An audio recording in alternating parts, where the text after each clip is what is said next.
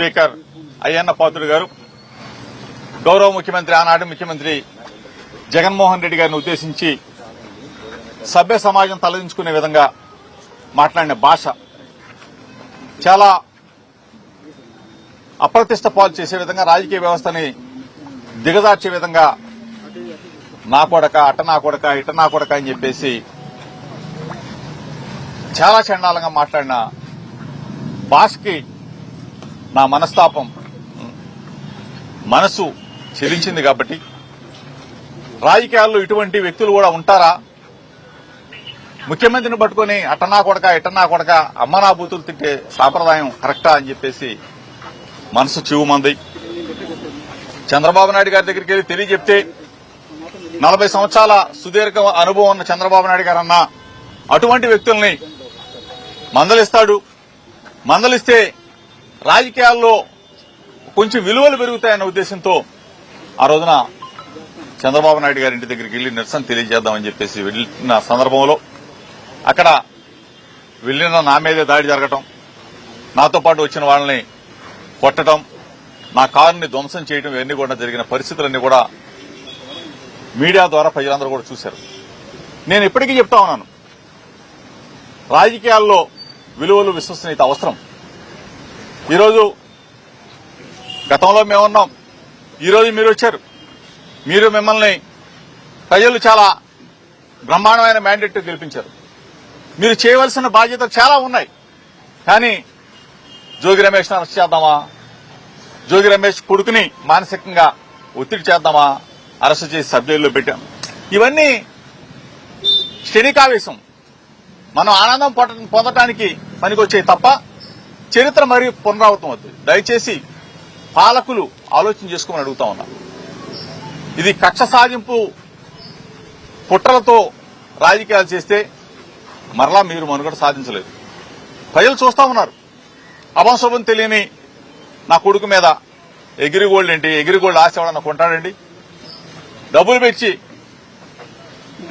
మీరు ఏ విధంగా కొనుక్కున్నారో మేము అదే విధంగా కొనుక్కున్నాం కదా.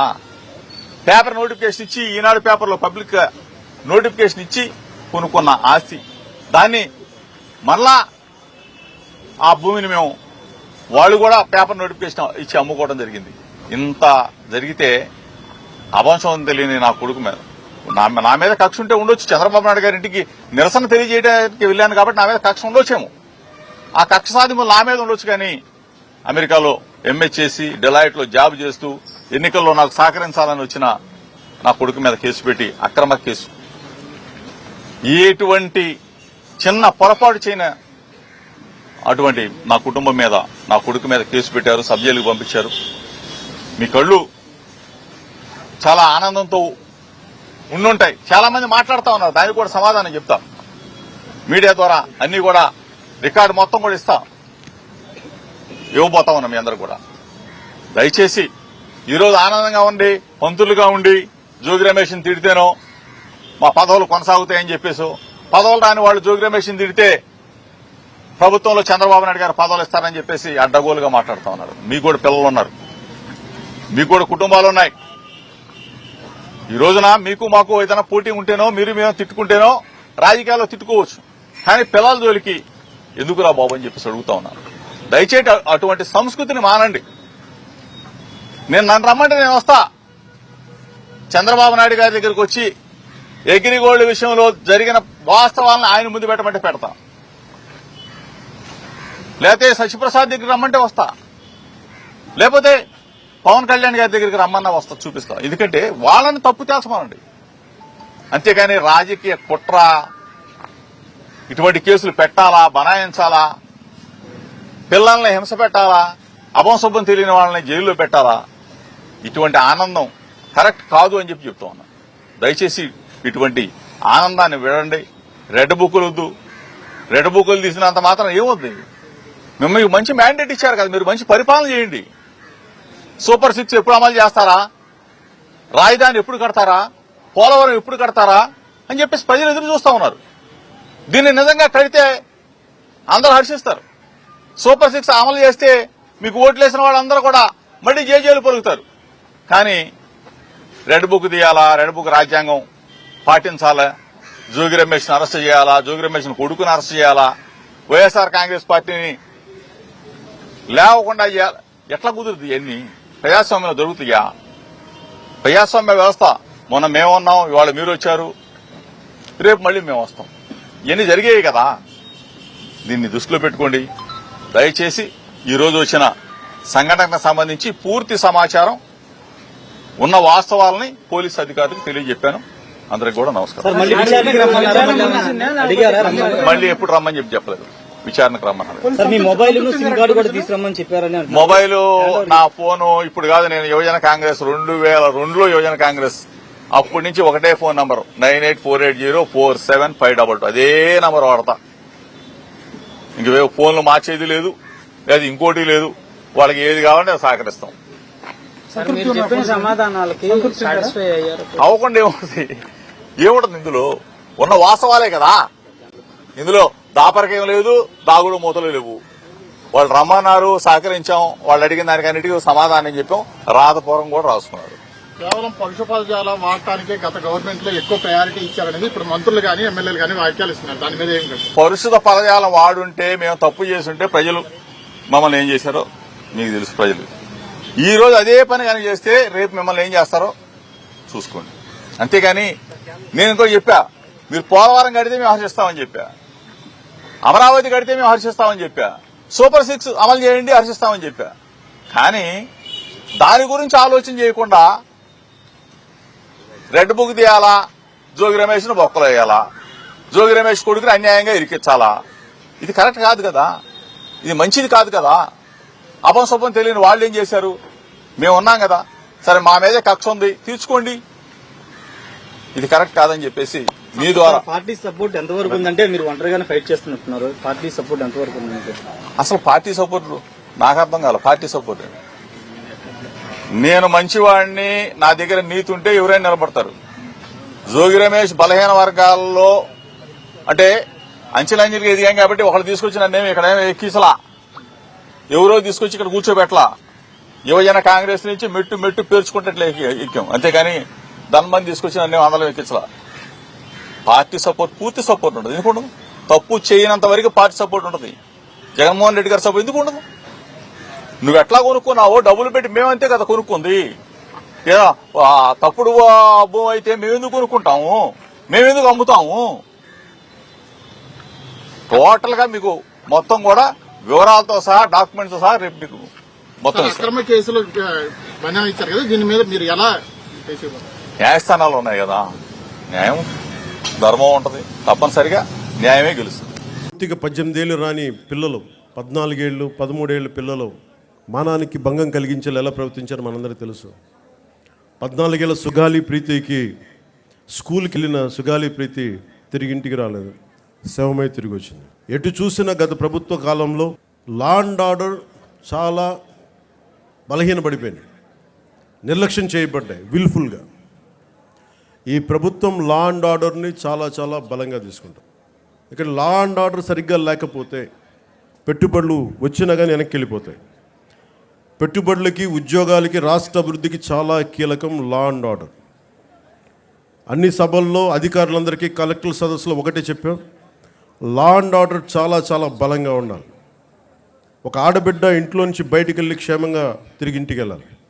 ఆ స్థితిలో ఉండాలని మేము కోరుకుంటా ఉన్నాం. చాలా లా అండ్ ఆర్డర్ మీద చాలా అన్కాంప్రమైజింగ్ యాటిట్యూడ్, అన్కాంప్రమైజింగ్ ధోరణితోటి చాలా బలంగా ముందుకెళ్తున్నాం.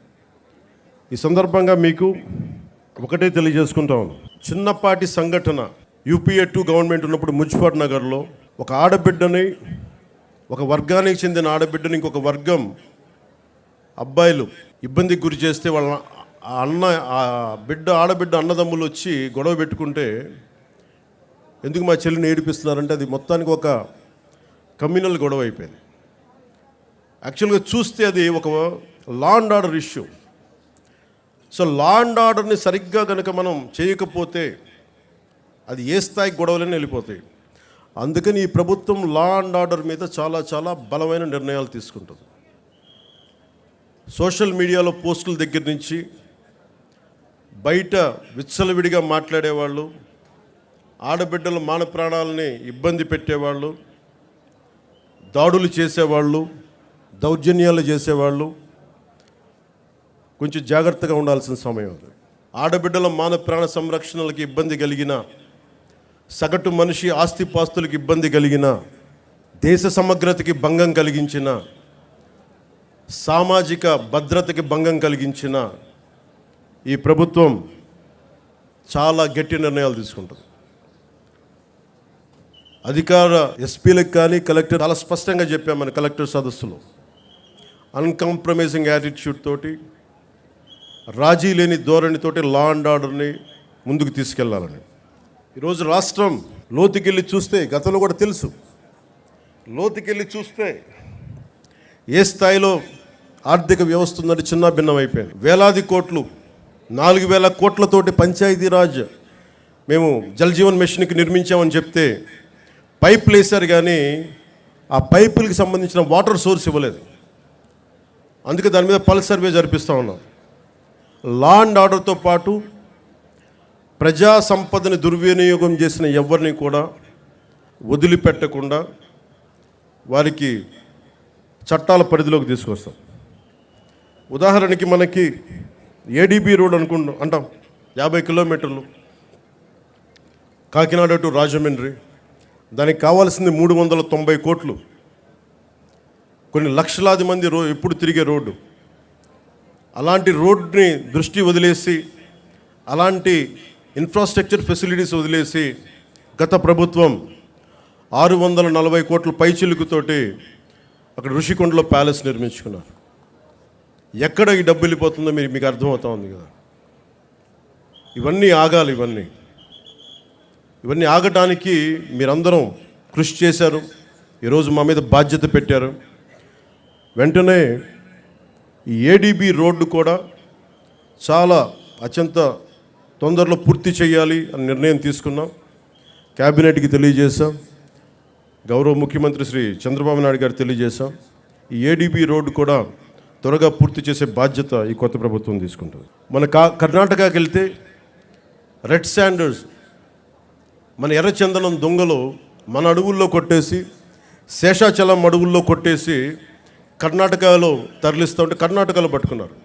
100 కోట్ల రూపాయలు ఒకసారి, 40 కోట్ల రూపాయలు ఇంకొకసారి.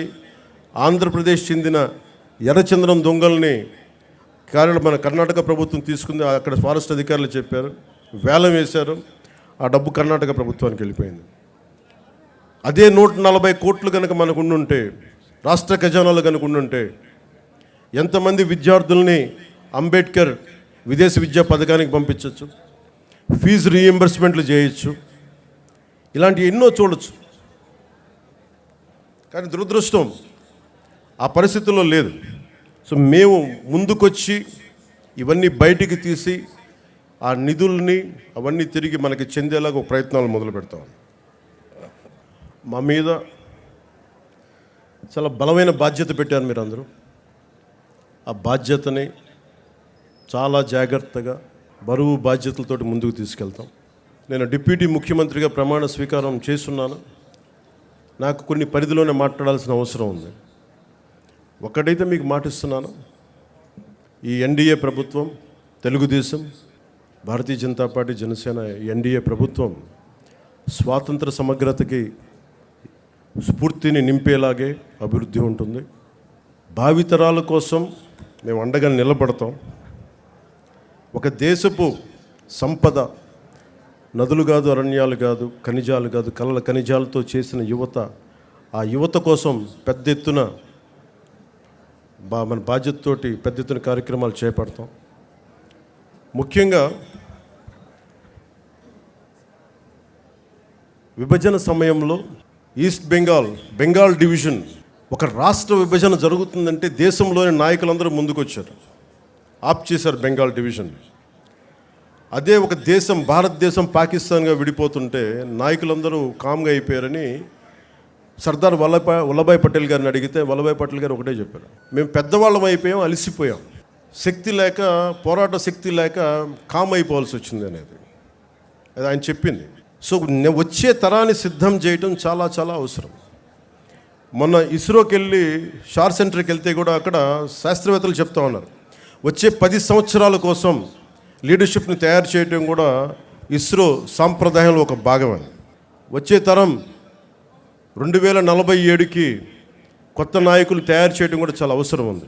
జిల్లా స్థాయిలో, పంచాయతీ స్థాయిల నుంచి రాష్ట్ర స్థాయి, దేశ స్థాయిలో కొత్త తరం నాయకులకి తయారు చేయాల్సిన బాధ్యత అందరూ తీసుకోవాలి. దాంతోపాటు మేము కూడా ఆ బాధ్యతను తీసుకుంటామని మీకు తెలియజేసుకుంటూ, భవిష్యత్తు యువతరానిదే. ఆ యువతరానికి అండగా ఉంటాం. మాటలతో కంటే కూడా చేతుల్లో చెప్పి చూపిస్తామని తెలియజేసుకుంటూ, ఈ 78వ స్వాతంత్ర దినోత్సవ సందర్భంగా మరోమారు మీ అందరికీ పేరు పేరున ధన్యవాదాలు తెలియజేసుకుంటూ సెలవు తీసుకున్నాను. జై Hind. Sun, celebrating 20 years of excellence in education. Come join us.